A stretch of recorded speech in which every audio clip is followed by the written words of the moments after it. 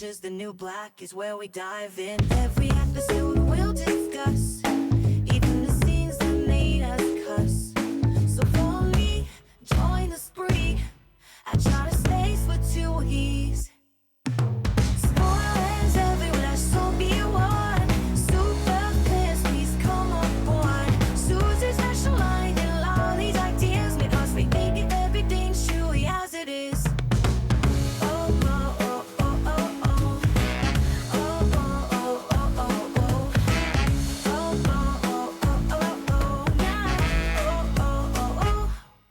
Hello, and welcome to Yadda Space. I'm Yadda, and I'm so glad you're here. This is a rewatch podcast for the Netflix TV show Orange is the New Black.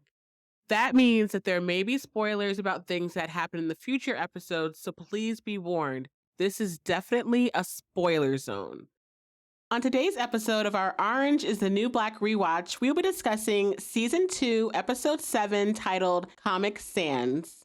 The IMDb synopsis for this episode says, V starts her inmate-run business, Black Cindy is having issues, Bennett gets blackmailed, some more, and Piper begins her newspaper club, which is actually a newsletter, but yes.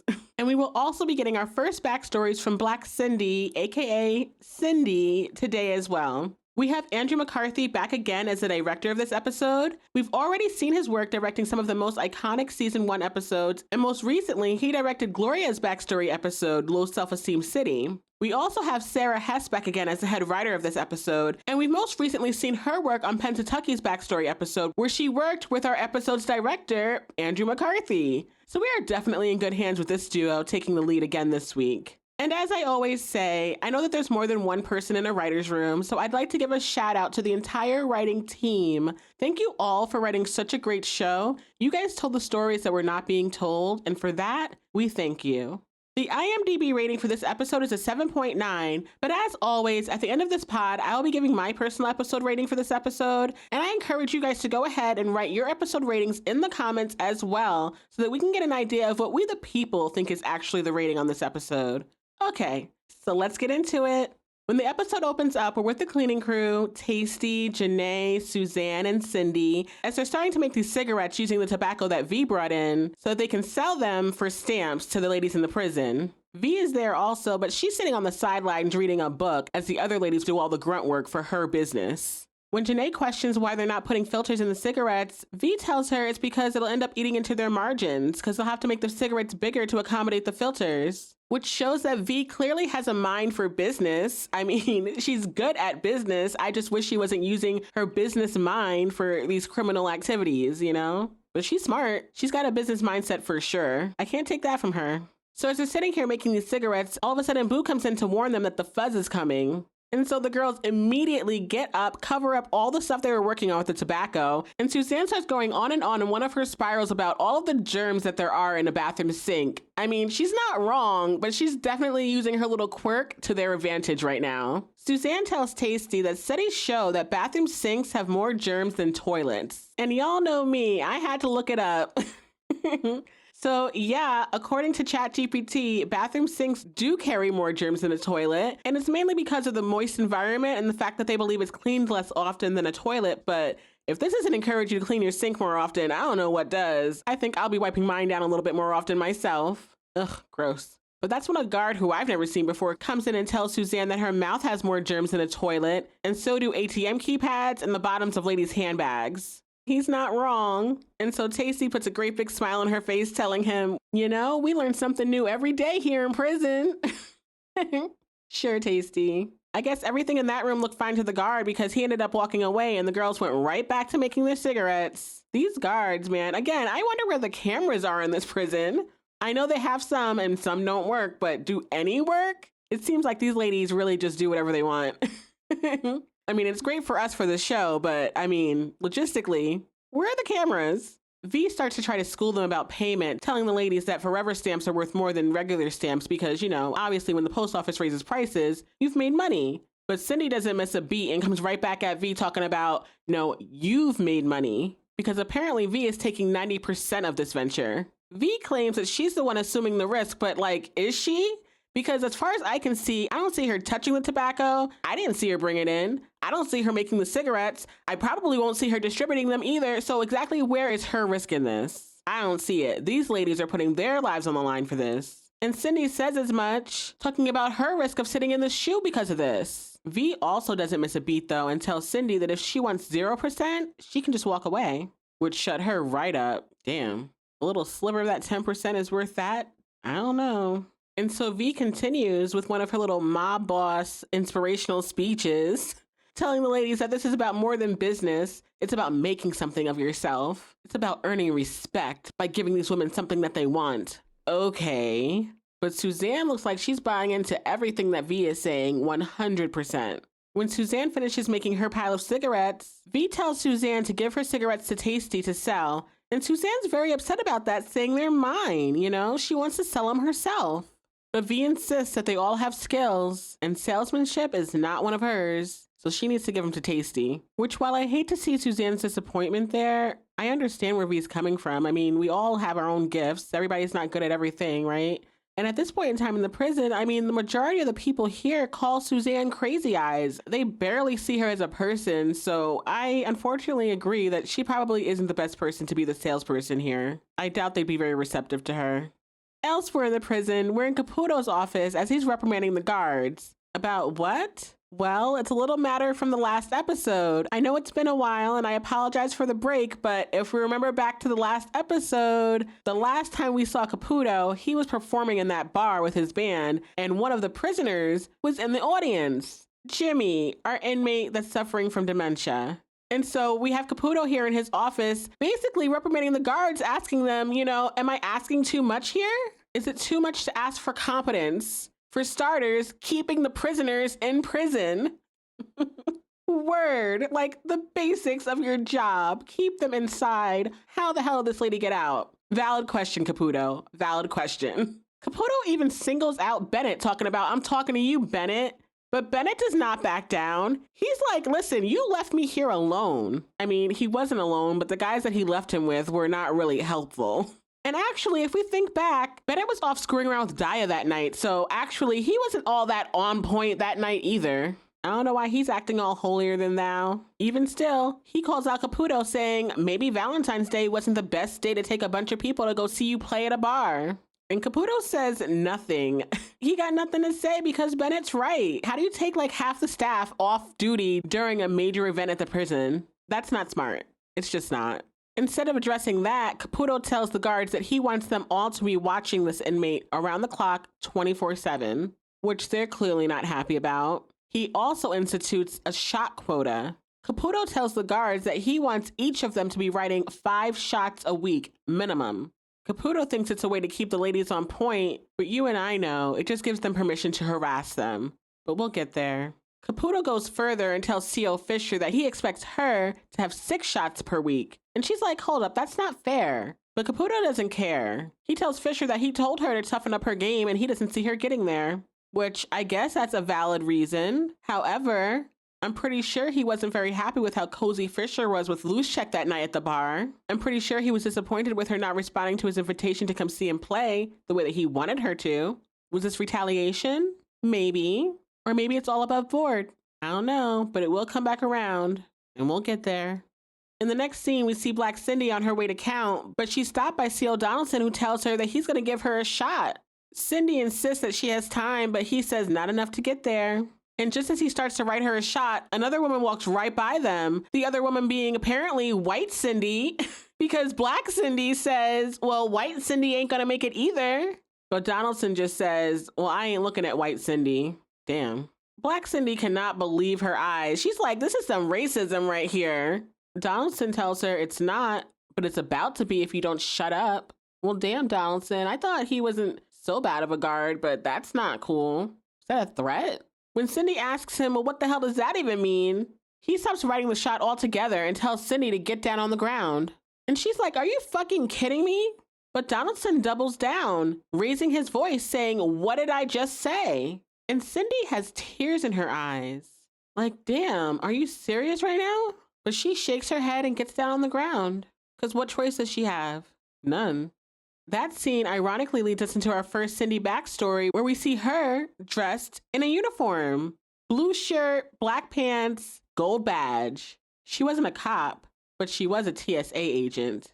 So this is a time before Cindy was sent to Litchfield, and she was working as a TSA agent apparently in an airport. And when we see her, she's in her full Cindy self, same boisterous, loud, funny Cindy that we know. But it's not lost on me that the way that she's treating these people that she's searching is pretty similar to the way that Donaldson was just treating her in the prison, which I think is a pretty interesting comparison that they made. We even see her commit a little minor crime when she steals a candy bar out of one of the gift shops in the airport. Nobody stops her. I didn't see her pay, but that's not her original crime. We'll get there. We find out that the airport Cindy is working in apparently is in Pittsburgh because we see her sitting below a sign saying as much on the floor, asleep, as the luggage rolls on by her. Was Cindy attentive at her job? Absolutely not. This girl was slacking. I guess she eventually wakes up because the next time we see her, she and another TSA agent are checking suitcases. As Cindy's checking hers, she finds a little iPad in there with a pink case cover. She says, "Oh yeah," and puts it in her bag. Girl, what are you doing? That is not yours. And her coworker is standing right there. She saw that. Like, what are you doing? Not good. So after Cindy done stole the iPad, we see her once again rolling through the airport in that little TSA car. And this time she steals a bottle of water. Cindy is a thief. I think 3 things stolen can categorize her as a thief, yes? She's a thief. And I mean, one of the dumbest and the pettiest of the thieves. Like, what is this even for? There's no rhyme or reason to this. We even see Cindy over checking a male passenger at the gate. You know, she's rubbing all up his legs and up his chest. And she even goes as far as to say that she doesn't know if she can let him on the plane with those guns, meaning his biceps. Oh my goodness. Cindy as a TSA agent really was just as bad as a lot of these guards in the prison because they treat these ladies exactly the same way. Over in the visitation room, Piper is meeting with Andrew Goldman, the guy who's working on the article about the prison's misappropriation of funds and misconduct. Piper leads with the fact that she has her sick grandma and she's waiting to hear back about if she's going to get furloughed or not, as if that is like the height of the misconduct going on in the prison. And even the guy, Andrew, is like, Piper, that is the least of the problems here. Like, people are getting starved. People are getting raped. You can't go see your grandma for a weekend. I'm sorry, but like, there's bigger issues happening here. Yes. Thank you, Andrew. You're absolutely right.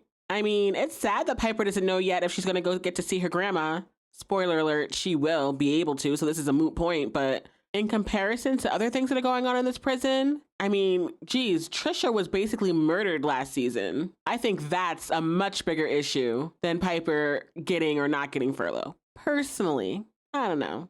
That's me. What do you guys think? Andrew basically tells Piper that while he thinks that the things that happen to these women in prison is horrible, should not be happening, he really feels like he doesn't have any power to do anything about that. And so he'd rather focus on the funds. What's going on with the budget? Where is the money going? Why are things not getting done? Andrew tells Piper that Fig is the one in charge here. So the way he sees it, either she's being duped or she's in on it. Ding, ding, ding. This guy's smart. He's right. Andrew asks Piper to find out who Fig makes contracts with for labor and supplies, who she's writing these checks to. You know, follow the money. But Piper rightfully is like, I don't know how I'm supposed to do that. I don't have access to Fig like that, and I don't have access to the internet, so what do you want from me?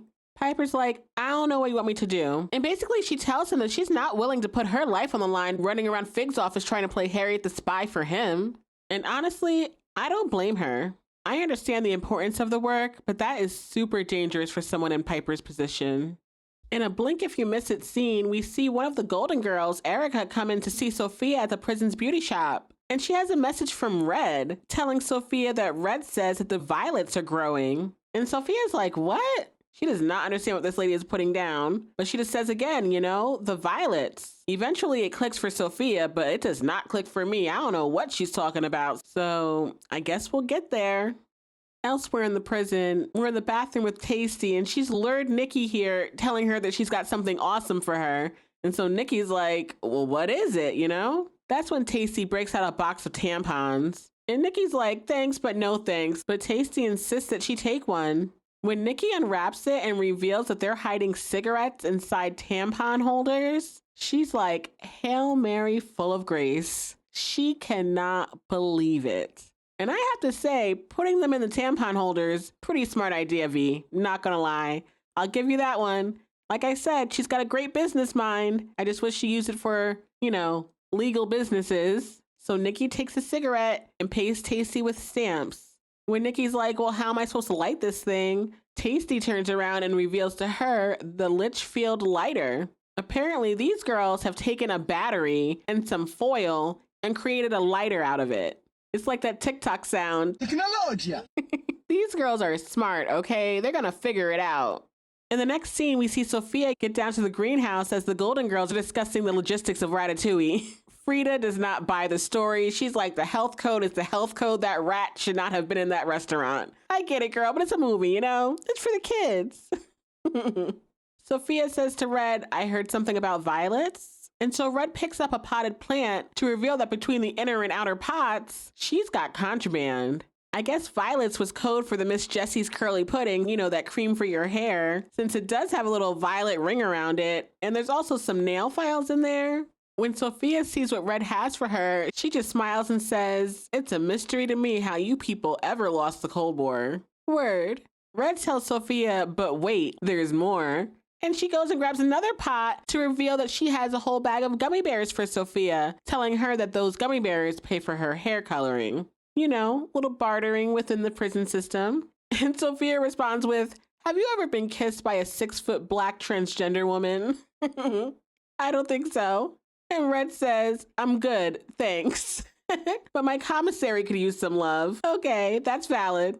That's when Red shares with Sophia that she's running a little dry on cash. So I guess she's trying to make an arrangement with Sophia where she can bring in things for her for monetary payment. One hand washes the other, so Sophia gets what she needs and Red gets some liquid cash. Okay, Sophia says she'll be back, so we'll see how that works out. They have a little montage where we see a lot of people around the prison smoking these cigarettes, even people that you might not expect. Like the first person we see is Norma, who buys one from Janae. We see Angie smoking down in the laundry room. We see Blanca smoking out by the loading docks. But when Tasty tries to sell a cigarette to Miss Rosa, she's like, you cannot be serious. Like, word, are we trying to sell a cigarette to a cancer patient right now? Come on, think. Not great. Over in the kitchen, Gloria is irritated because according to her, she's working with a bunch of Latinas who can't make decent rice and beans. She's like, what's wrong with this picture? But Maria says that she was raised on Chinese food, so sorry. That's when Bennett comes into the kitchen and Flocka runs over to him like a little girl saying, Santa! Jeez, that is not keeping it low key. Bennett was not able to get an iPod for Flocka, but he does let her borrow his for a few days. It does look like he found the other things that people asked for, except for Blanca's phone. She doesn't seem to care about that too much after all, because we come to find out that it really wasn't about the phone. It was about porn. She wants porn. And so all the other girls are like, yeah, us too. But Gloria has heard enough. She's like, all right, we've got people to feed. Let's go. Over on the cafeteria line, we see Piper, Soso, and Poussey standing together online. Just noticing Poussey's proximity to Soso right now because we know where their relationship is going to go, which I can't wait to see it blossom. Spoiler alert. But it looks like it's starting from here because as we know, V has already caused this distance between Poussey and the rest of her friends. So she's kind of alone. And we also know that Soso feels very much alone. So no wonder they find each other, And good for them. When Daya sees Piper, she asks her if she and Flocka can join in on working on the newsletter. And Piper's like, yeah, sure, why not, So that should be some nice mingling of these friend groups, which I love to see. Elsewhere in the cafeteria, we see Sister Ingalls about to walk off with her little wrapped up piece of cornbread. You know how she likes to sneak off pieces of food into her bunk area. Last time, Fischer let her do it. This time, Fischer stops her and tells her that she's going to have to give her a shot. And Sister Ingalls is shook. She's like, I've never gotten a shot before. What are you talking about? And even Miss Rosa turns around like, are you going to give a shot to a nun? Like, what is wrong with you? But Fischer just says, don't hate me. Elsewhere in the cafeteria, we see a really sweet interaction between Piper and the golden girl who got out last episode, Jimmy. We see Jimmy sitting at a cafeteria table by herself, just kind of gnawing on a piece of meat, but looking like she's not really getting anywhere with it. She doesn't look like she has very many teeth to me, if any. I'm not sure. I don't see any.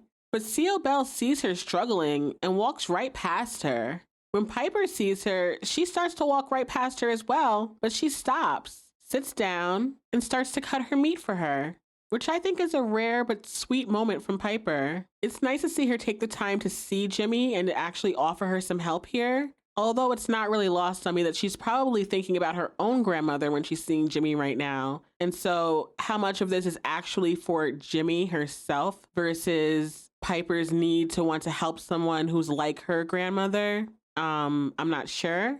But to me, it's a sweet moment either way. And I'm glad that Jimmy got the help and support that she needed in this moment. Elsewhere in the prison, we see Black Cindy sitting in her bunk like she is the queen of the prison, okay? She's kicked back with her legs up as Angie is running around frantically cleaning Cindy's bunk area for her. I assume this is a service that she's providing in exchange for the cigarettes that Cindy is providing for her. More prison bartering. And Cindy is just eating it up. That's when Maria comes into Cindy's bunk area with another example of how this bartering system works. She drops down some grape jelly on Cindy's bed and Cindy's like, listen, I didn't ask for grape, I asked for strawberry. But Maria says, listen, that's the best I could do. And Cindy tries to taunt her with a cigarette like, well, listen, this is real premium stuff right here, so I don't know how I'm going to accept this grape jelly when what I wanted was strawberry. But Maria is unfazed because that cigarette is not even for her. She's only bartering for the cigarette so that she can then use the cigarette to barter with Aleda. Because apparently Aleda has something that Maria wants to use to wax her mustache. And so Cindy says, well, I guess you caught me in a soft mood as she tosses Maria the cigarette. Which leads us right into another Cindy backstory where we see Cindy with a great big smile on her face as she's saying happy birthday to a little girl named Monica. As we get into the scene, we see Cindy sitting across from her mom who tells Monica to say thank you to her sister. So in that very first scene, Monica is introduced to us as Cindy's little sister. But spoiler alert, we know that's not true, but we'll get there. So it's Monica's birthday and she's opening up the gift from her big sister, Cindy. And what is the gift? That iPad with the pink cover that Cindy stole from work. She turned around and gave that to her little sister for her birthday. Ridiculous. But Monica doesn't know that it's stolen and she is excited, as she should be. I mean, it's an iPad and she looks to be like a preteen. That's a great gift, had it actually been purchased. Monica and Cindy do their own special handshake. They clearly have a great bond, which is really nice to see. Monica seems super excited that Cindy is here celebrating her birthday with her. And so Cindy's like, listen, you want to go get some ice cream? But her mom's like, you know, dinner's soon. But Cindy insists it's a special occasion. But it seems like really the issue is that Cindy's mom does not want Cindy to take Monica anywhere by herself. She offers to go with them, saying, listen, I didn't just meet you yesterday. So she knows that her daughter be up to some things, and she doesn't want her other quote-unquote daughter getting mixed up in the same things, which I think is valid. She's trying to look out for Monica, you know? Cindy promises her mom that she's going to take good care of Monica, and her mom eventually allows Monica to go with her, but tells her that she needs to leave the iPad at the house, because of course she wouldn't want to risk it getting lost or stolen. You know, how ironic would that be? And so as Cindy and Monica leave the house to go for their ice cream, Cindy's mom picks up the iPad, you know, just check it out. What's this thing all about? And the first thing she clicks on is the Photos app. And what does she see? But this beautiful Asian family enjoying a birthday, celebrating Christmas, special occasions shared by family, loved ones, people who are the true owners of this iPad. And so Cindy's mom puts the iPad down slowly, clearly disappointed. Back at the prison, we see Morello come over to Chapman to ask her if she can join the prison's new newsletter committee. And Piper agrees, saying, yeah, so far it's just me and two Spanish girls, one of which scares me a little bit. So yeah, I think I can squeeze you in. So the two Spanish girls who asked to work on the newsletter were Daya and Flaca. So which one of them is she scared of? Oh, you know which one I think she's scared of? Flaca. You know why? Because in season 1, like one of her first days in prison, she saw Flaca try to beat up Tasty over a king cone. So I think Flaca is the one that she's a little bit scared of. I guess for good reason as far as she knows. When Piper asks Morello what she wants to write about in the paper, Morello doesn't really know. She just wants to kind of keep busy. So Piper suggests that she writes some romance novel type stuff. But Morello says, nah, I'm trying to stay away from the romance type stuff right now. Again, the last time we saw Morello, she was pretty sad on Valentine's Day because that was the day that Christopher was getting married. So it makes sense that even she, our girl who loves love, is not in the mood for romance right now.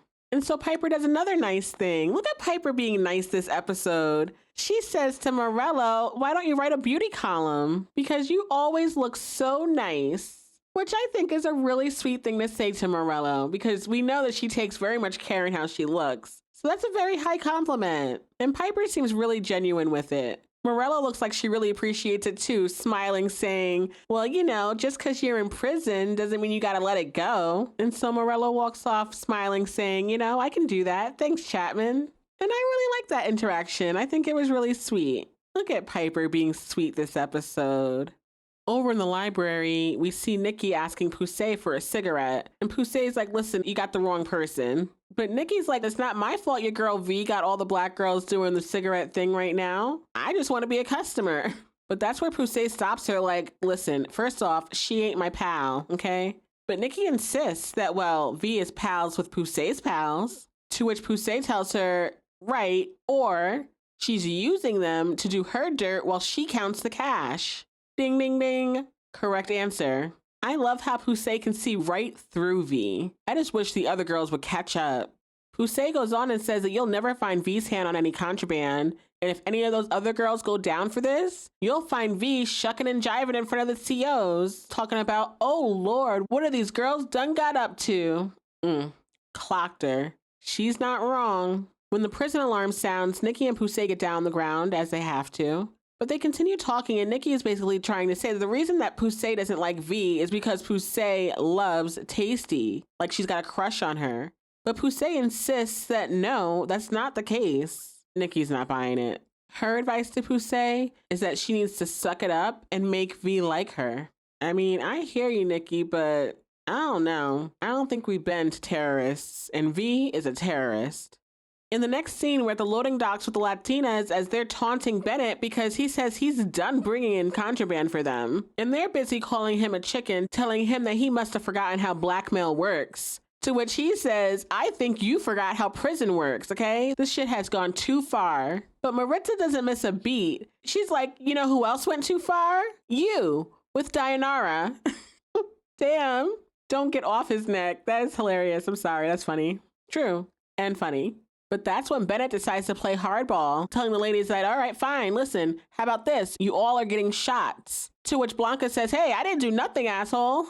Meanwhile, just a second before he got to the dock, she was sitting there smoking one of those V cigarettes. But yeah, sure, you didn't do nothing. Bennett tells her, yeah, well, that sucks for you. And so with their backs up against the wall, Maritza decides to turn it up, saying, hey, Bennett, what's going to happen when Caputo finds out that you raped an inmate? But Bennett tells her that he's not going to find out. And you want to know how I know that? Because you're going to the shoe. For basically no reason, except for blackmail. But he tells her that he's going to figure it out later. Damn. When Bennett's fed up, I guess. Over in Caputo's office, he's cutting off a piece of his aloe plant and applying it to his finger. I guess he got a little cut. But I just love how he's just using his plants in his office, you know? He's a plant daddy. So Caputo has called Piper into his office because he wants in on the newsletter. He thinks that it can be used to his advantage by communicating with the inmates the guard side of things. But Piper's confused. She's like, your side of things? What do you mean your side of things? And so Caputo explains, telling her, for instance, this shot quota thing that they've got going. He knows that the ladies think that they're being mean, but he insists that they're just doing their job. Caputo tells Piper that if things get out of hand, it's bad for everybody. To which Piper says, that's kind of what fascists say. And tone-deaf Caputo makes a little light joke saying, well, I may be related to Mussolini on my mother's side. And Piper literally cringes. That's not the flex you think it is, my guy. No. In the end, Caputo tells Piper that it's just a joke. He would like for her to put something in the newsletter about the guards to help show that they're human too. So Piper responds with, guards, they're just like us. Like she's writing for Us Weekly. Stars, they're just like us. But Caputo says, I wouldn't go that far. How about guards? They're people too. Do guards need an advertisement for that? I don't really think that the guards are the ones being dehumanized in this prison, but that's just me. Well, maybe me and Piper, because she's giving him the mean side eye here. Because, But then it looks like something clicks for Piper and she decides to get into it. And so she grabs a notepad and a pen and begins to interview Caputo, asking him, so, what do you like to do for fun? Across town, we see Polly showing up at Larry's doorstep, and as she walks in, he's all like, hey, hi, how you doing? But she has no time for pleasantries. She slaps him across the face saying, what's the matter with you? Because the last time we saw them, he was kissing her in the lobby of her building. Polly tells Larry that apparently they were friends before they even started dating Pete and Piper. And as we know, he's the one who took her to the hospital when she went to have her baby and took care of her afterwards when her husband just dipped on her and the baby. And as she tries to go on and list all the reasons why he's not the guy for her, she eventually runs dry and she's like, what the hell am I saying? Just fuck me. Like, what? It was you all along. I mean, are we supposed to think this is romantic? Because I don't. You know, I do not like this. I do not like them. If they wanted to get together, there was a way to do that, and I don't think this was the way, but here we are. And so Polly starts aggressively making out with Larry as they get to doing their thing. Over in the rec room, we see Boo come over to Red, basically begging her for some matches, because we know that Red is the Contraband connect. Boo tells her she's just trying to get her smoke on because the black girl's got cigarettes. And so while Red doesn't much react to that new information, she very much took note of it because this is the first time that she's hearing exactly what V is up to. What she does with that? We'll get there.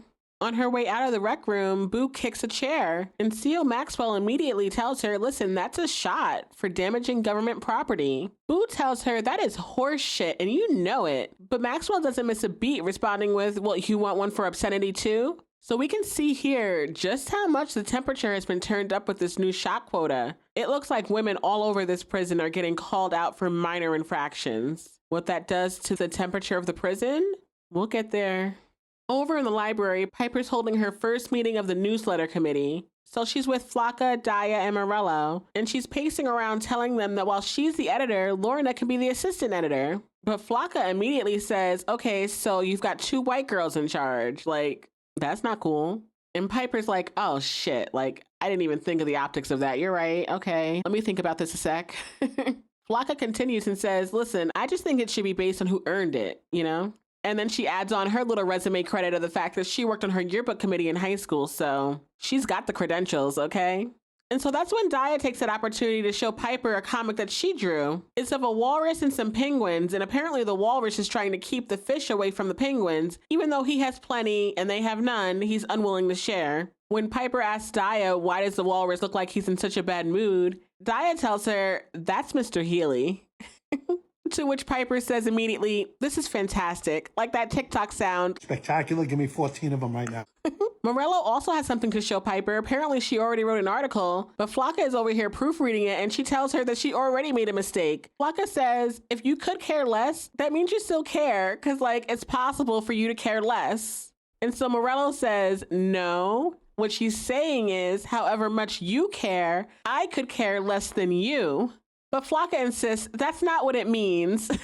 I agree. That's the age-old debate, but I'm on Team Flocka here. I believe it should be couldn't care less. If you could care less, I agree with Flocka. You still care. Sorry. Flocka says with I couldn't care less, it means you've hit bottom with caring. Exactly. And so Flocka tries to get Piper to back her up. And Piper's like, you know, technically, yeah, you're right. But this is like one of those things, like literally, where people use it colloquially differently. And so it just ends up being accepted both ways, which true, I guess. People accept it both ways. You know what they're trying to say. But me and my literal mind, I like to say it the way that makes most sense to me. So I'm Team Flocka. Lorna shuts it down saying, listen, the point is everybody knows what I'm trying to say. Why you gotta be a dick about it? Word. I mean, I get that point too. Over in the black dorms, we see V counting up her riches, aka her stamps that she's quote unquote earned through this whole cigarette game. But that's when Cindy walks by and V's like, hey, don't you got something for me? But Cindy tells her no, not everybody had stamps. And so basically she sold off the cigarettes for other things, other services, things that benefited her. But she explained it in a way that is quite offensive that I will not be repeating. But yes, either way, V is not happy. V tells Cindy that if she can't be trusted with the package, she can't be selling. And so from now on, she won't be selling. She's been downgraded to what Suzanne's been doing, rolling cigarettes for everybody else to sell and cleaning up behind them. But Cindy's like, fuck that. I ain't doing no grunt work. And she holds out her hand, basically demanding that V gives her some more cigarettes to sell. And so V picks up a box, walks over to Cindy, but instead of handing them to her, she tosses them over to Poussey, asking Poussey to take Cindy's place. You know, if she wants to. And Tasty's standing behind V, egging Poussey on like, yeah, girl, take it. Do it. This is good. And after that talk with Nicky in the library earlier, Poussey doesn't say no. She says, yeah, you know, I'll think about it. And Cindy looks betrayed. She's like, are you serious? You gonna take my spot? Girl, that ain't cool. Then she turns to V, looks her dead in her face, saying, I ain't scared of you. Which word? I like it when anybody stands up to V because, man, fuck her. She's horrible. And so that leads us into another Cindy backstory. It's still Monica's birthday and they're out driving in Cindy's car. Cindy's blasting some hip hop and they're singing all the words. Cindy's even encouraging Monica to sing all the curse words. Dear Lord. And so spoiler alert, as we know, Monica is not Cindy's little sister. Monica is Cindy's daughter. So with that knowledge, I do like these little pockets where we do see her attempt to be a quote unquote attentive mom when she's asking Monica about how school's going. But Monica shares that she's been getting picked on and the kids are making fun of her, saying that she must be named after the tense girl from Friends. Monica Geller. But Cindy takes extreme offense to that, saying, girl, you were named after Monica from Love and Basketball, okay? Shout out to Lathan. But that little moment is short-lived because as Cindy continues to drive, they roll up on some guy that she knows used to be in jail, but apparently he got out. When he sees her, he's like, oh shit, what you doing here? I thought your ass was in jail. But Cindy says, oh please, I'm too slick for that shit. Girl, not slick enough. And so then this guy asks Cindy to come up and meet up with some other friend of theirs that's upstairs. And don't you know Cindy took the keys out the car, left the window down, and told Monica that she'll be back. Like, girl, you just gonna leave her in the car? Gotta say, doesn't look like the most safe neighborhood. Definitely not the choice I would have made. I'll just say that. But Cindy does and goes right on upstairs, leaving Monica sitting in the car alone. Back at the prison, we see C.O. Bell babysitting Jimmy, our golden girl with dementia, when C.O. O'Neill comes over to her telling her that he's sorry. If we remember, the two of them have been on again, off again dating. They got something going on. But C.O. Bell tells him, listen, I'm of an age, Scott. You gotta shit or get off the pot. Like, get it together, my guy. O'Neill asks for Bell to give him another chance. He even agrees to move in with her. He says he misses her. And so I guess she misses him too, because she eventually gets up saying, come here, Panda, and gives him a great big hug and kiss. I mean, C.O. Bell is crying, okay? And that's when O'Neill says to her, you know, I've learned some things about the female anatomy I think you might enjoy. Because we know exactly what he's learned and where he's learned it from back in our whole episode with Sophia giving the ladies and C.O. O'Neill an anatomy lesson. And like I said, I hope C.O. Bell enjoys the perks of that lesson, but not right now. The two of them go off to make out. Meanwhile, no one is watching Jimmy, and she's making her way out of that dorm area. Lord. Over in the storage room closet, Daya is yelling at Bennett because he sent Maritza to the shoe. And he's like, what do you want me to do? They were blackmailing me. But Daya insists they were not going to do anything, you know? She doesn't even like Maritza like that, but that's her sister in here. They're family. But Bennett's at a loss. He's like, I don't know what you want me to do. What am I supposed to do when somebody catches me giving y'all things that you're asking for? But Daya does not want to hear it. She tells him that he should have thought about that when he didn't want to wear a condom. Bennett says that's not fair. But Daya says, fuck you. Look, I've used obscenity. Are you going to give me a shot? But Bennett ignores it. So Daya shoves him. Says, assaulting an officer. Write me a shot. But Bennett insists that he's not going to write her a shot, to which Daya tells him, but you could if you wanted to, because you have a choice. You have the power. Daya tells Bennett that she's an inmate. She has nothing. And Daya's not wrong. She is absolutely right. And it looks like it just hit Bennett just how vulnerable she is in the situation. And that's not an easy pill to swallow. In a hotel room elsewhere, we're with Fig and her husband as they're talking about some details of his election campaign. Fig confides in her husband about her stresses at work. You know, with the reporter buzzing around trying to figure out what's going on with the budget misappropriations. I mean, that's one thing she's got to worry about, literally, because she did have a hand in that, you know, using the funds to fund her husband's campaign.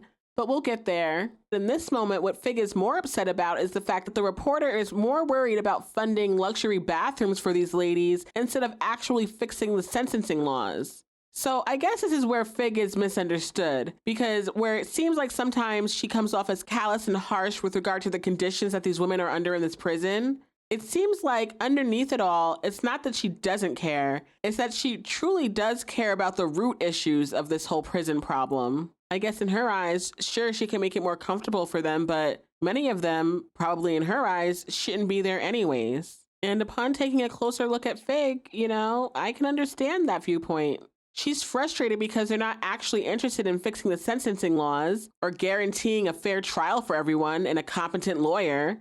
You know, the root of the problem. But Fig's husband implies that that's part of the reason why he's running in the first place, to help fix some of these root issues. And if that's true, I respect it. Still don't love the way they're going about it, but I respect trying to fix the broken system. Fig's husband tries to sell her this dream about when he gets elected and them settling down into the mansion and even maybe having a kid. To which Fig says, well, if you want to have a kid, you'd actually have to have sex with me. He tries to make a bunch of excuses about being tired in the campaign, blah, blah, blah. But Fig stops him saying, you know, I just want to feel like you want me. To which her husband says that he more than wants her, he needs her. Which Fig shakes her head like she likes that comment or accepts that as his response, but it's kind of gross to me, honestly, because what Fig is looking for is intimacy with her husband, and he's unwilling to give that to her, maybe based on his own preferences, but we'll get there. And his response to that is he more than wants her, he needs her. To me, sounds like needs her as in, I need you here as my beard to make me look like this person that I'm not to get elected. You know, in short, he's using her. And I don't think that's fair to Fig. She looks so sad and obviously is missing something, a key something in her marriage. I think it's sad to see. In a really short and heartbreaking scene, we see Jimmy over in the chapel, and she's standing up on the stage looking like she's in one of her delusions. She's calling down below her as if there are people in a pool down there asking her to jump in, until she eventually says, the hell with it, here I come, holds her nose, and jumps off the chapel stage. Definitely hurting herself. And again, a failure of the guards. Who was watching her? The prison system has failed Jimmy. She clearly needs care that she's not able to get here, and look at how it's affecting her. She's literally hurting herself. Later that night, we see V slipping out of her bunk area to go over to Cindy's bed in the middle of the night. When she wakes Cindy up out of her sleep, she basically mindfucks her by telling her about herself. V tells Cindy that she likes to play the clown, that she's like the grasshopper in the story, never planning for tomorrow, just living for today. V goes on to tell Cindy that if you're not building a future, that's because you don't believe there is a future. And then V digs in even deeper, telling Cindy, you've given up on yourself. And then she calls her a loser, before essentially shrugging her shoulders and walking away, leaving Cindy laying in the bed with tears in her eyes, like, damn, how'd she clock me like that? But, I mean, that's the thing about V. That's how her words cut so deep, because there is often a little bit of truth in the things that she says. Cindy does play the clown. She is the type to live for today and not really worry about tomorrow. Does that mean that she's given up on herself? I don't know. That's between Cindy and herself to figure out, but it definitely looks like V got to her. That leads us into another Cindy backstory, where we find out that apparently Cindy didn't get back with Monica until after midnight. Her mother is pissed, and rightfully so, because Monica is 9. 9-year-olds do not need to be out at nobody's 12 o'clock and coming home smelling like weed. Cindy tells her mom that she's just jealous because Monica likes her better than her mother. But Cindy's mom is not fazed. She's like, that girl would like anyone who showed up here once in a blue moon and gave her presents they didn't even come by honestly. Clocking the fact that she knows that Cindy stole that iPad. But I guess that accusation made Cindy feel defensive because she gets up in her mom's face saying, I can do whatever I want with my own damn daughter. Which is where we get that bomb drop that, yeah, Monica is Cindy's daughter, not her little sister. But Cindy's mom is shook that Cindy has even uttered those words aloud in this house. She looks around making sure Monica wasn't in earshot because as far as Monica knows, Cindy's mother is Monica's mother. And so Cindy's mom tells her, listen, you lost all rights to call her your daughter when you left her here with me, which I gotta say, I personally do not agree with. And I really disagree with the fact that they're lying to her all of her life. That's definitely gonna come back to bite them in the ass. But I didn't need for this to be a rewatch podcast to know that. Lying to a child about who their parents are their entire lives will never end well. That is such a breach of trust, but instead of doing the right thing from jump, these two are over here playing pretend. Cindy wants to tell her daughter the truth, but not for Monica's sake, for petty reasons. She just wants to see who she prefers. She wants to win over her mom. She doesn't actually want the responsibility of being a mother to her. And that's the problem. Cindy's mom is reluctant to tell Monica the truth, even though Cindy thinks that she's old enough. I guess Cindy's mom is trying to protect Monica. You know, she doesn't want Monica to grow up with this inconsistent mother figure in her life. She wants to provide that more consistent mother figure for her, someone she can depend on. And while I still don't agree with lying to Monica about it all these years, I have to say I agree more with Cindy's mom's reason to not tell her than Cindy's reasons to tell her. Cindy's mom tells her, you know what? You can tell her, but you can only tell her if you're going to take her once you do. But you're not going to do that because you're not going to sit up with her when she's sick. You're not going to take her to her school or to her piano classes. You're not going to do the things that mothers do. And while Cindy takes offense to that, her mom is like, listen, if you think you can do better than me, be my guest. Take her. And Cindy's got tears in her eyes. She's talked a big game, but does she take her? Absolutely not. Back at the prison, we're with CO Fischer as she's listening in on the inmate phone calls when Caputo walks in. And he apologizes to her for having to crack down on them yesterday. He tells her that he's got ambition. He feels like he could be warden one day, which maybe. Caputo then goes on to say that some people got no ambition at all. They just want to skate by, drink beer, and do as little as possible. Who could he be talking about? Loose check, perhaps? And Fisher's not dumb. She's made that connection. Like, okay, Caputo, I see what you're doing here. Caputo eventually even says as much, but Fischer says loose check's nice. She tells Caputo that she likes talking to him about work stuff because he gets what she does all day. And so I guess Caputo takes it as his cue that, you know, he's lost this battle. So he goes off to take his plant to the greenhouse. After Caputo walks off, we see Fischer listening back into Aleda's conversations on the phone line. Aleda is talking to Cesar, and what are they talking about? Oh, just the fact that Di is pregnant. And Fischer don't miss a beat. She clocked that real quick. So now the guards know. Back in the library with the newsletter committee, Flocka is criticizing Daya's font choice for her comic strip. But Daya thinks that Flocka is just trying to pick at her because of the whole thing that happened with Maritza getting thrown in the shoe. But Daya tells Flocka that Bennett never actually filed the paperwork for Maritza to stay in the shoe. So she's actually going to be getting out tomorrow, which is good. But Flocka was literally talking about the comic's font. She tells Daya that just because you're doing a comic doesn't mean you have to use Comic Sans, which is where we get the title of this week's episode. When Mr. Healy comes into the library, he addresses Piper as Madam Editor, but Piper quickly tells him that actually they're all assistant editors here. So good, that's how they solve that problem. Everybody's in charge. When Flocka brings the comic that Dyer made about Mr. Healy over to him, he actually compliments the artwork and even says that the walrus is hilarious. And the girls just laugh because he has not a clue that the walrus is him. Elsewhere in the prison, we see Gloria go over to Red's bed where she sets a cup of yogurt down and tells Red there's more where that came from. And Red responds, I know, I invented it. Please be more original, Mendoza. But Red does go on to ask Gloria what it is that she wants for this yogurt that she's given her. She's like, is it gum? For some reason, everybody seems to want gum around here. And that's when Gloria tells Red that, well, you know, they're using the wrappers to make lighters for the cigarettes. Yeah, Red, you're in on this entire cigarette economy. You helped manufacture the lighters. But Red says, I don't like this one bit. Me either. But Gloria doesn't see the harm in it. She's like, listen, you sell your stuff, she sells hers. What's the difference?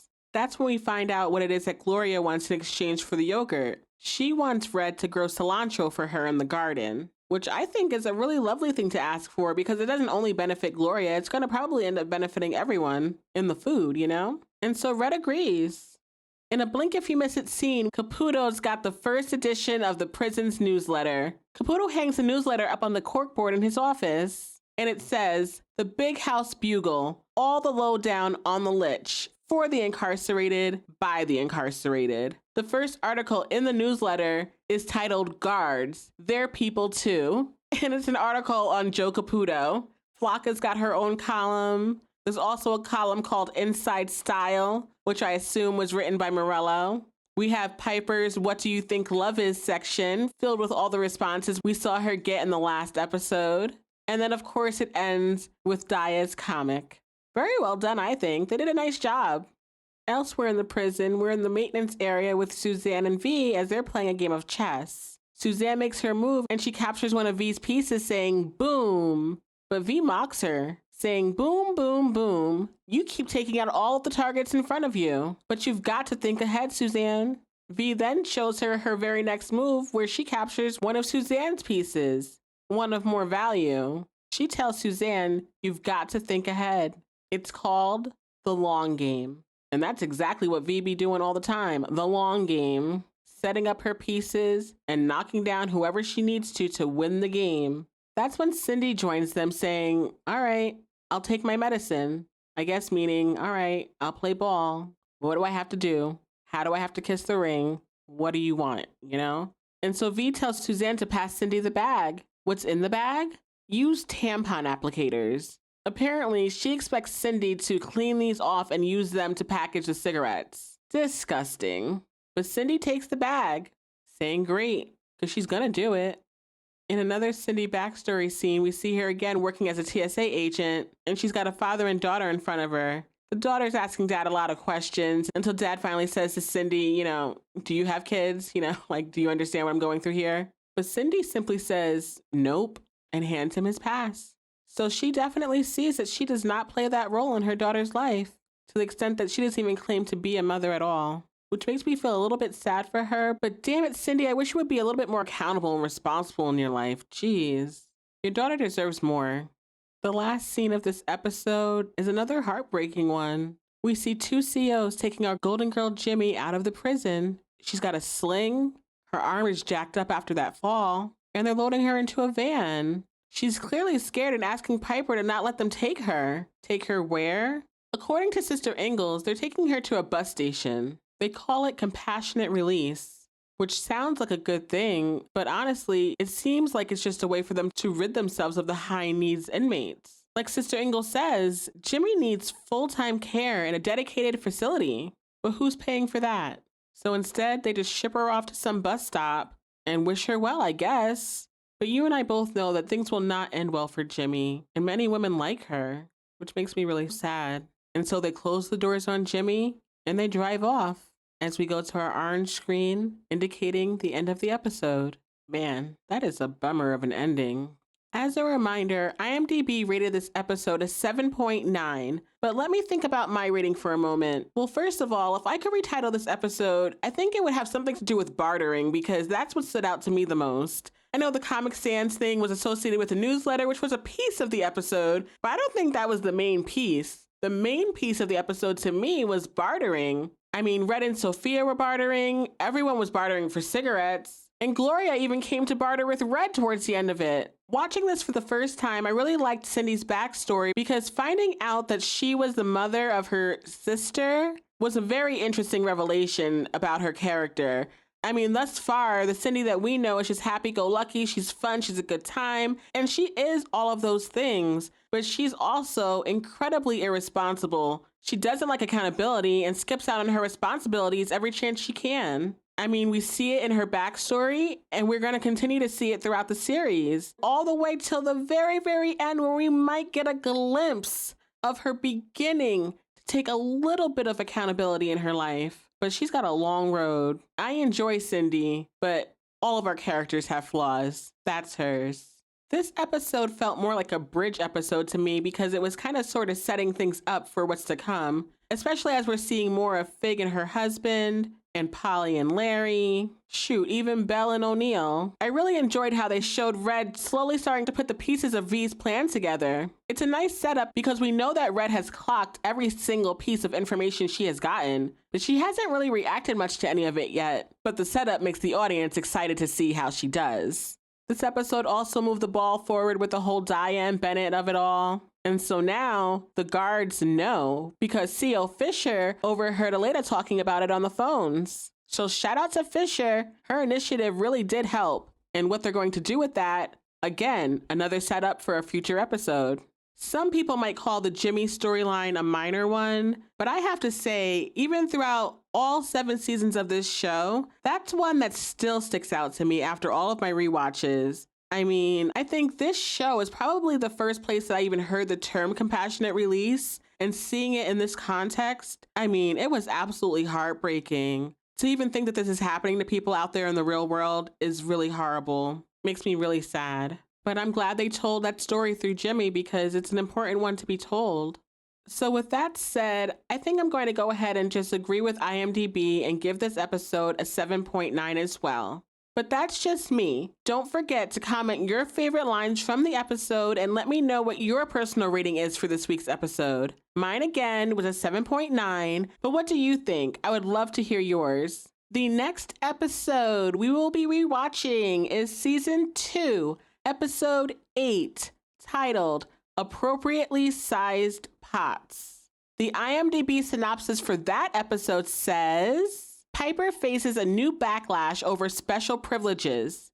Caputo feels pressure to toughen up, resulting in administrative changes. And we will also be getting Miss Rose's backstories in that episode as well, which I love to see. I can't wait to get into all of that when we revisit Season 2, Episode 8, Appropriately Sized Pots, next time.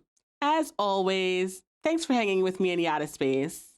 Just so you know, I've been having such a good time chit-chatting with you guys about Orange is the New Black. Self-promotion does not come easy, but I know it's a must to keep the podcast going. Every time you guys listen to the podcast, you like a post, you comment, or you share a post on social media, you're helping this little podcast to grow, and I can't thank you enough for the love and support. If you've been hanging out in Yadda Space for a while now and you're enjoying the Back to Litchfield podcast, please consider leaving the podcast a 5-star rating on your favorite podcast platform. Also, if you're able and want to go the extra mile, please consider checking out our Patreon. And be sure to follow us on your favorite social media apps for bonus content from the show, as well as updates about the podcast. And if ever you're searching for the pod, remember, it's just like the theme song says, Yadda Space with 2 E's. Thanks again for your continued support. It means so, so very much. I'll catch up with y'all next time here at Yadda Space.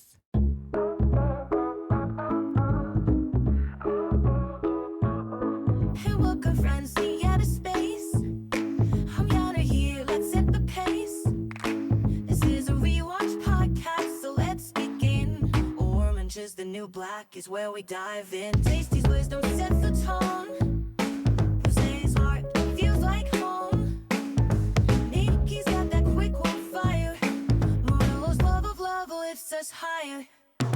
Spoilers everywhere, so be warned. Super fast, please come aboard. Susan's special mind, all these ideas, because they think everything's truly as it is.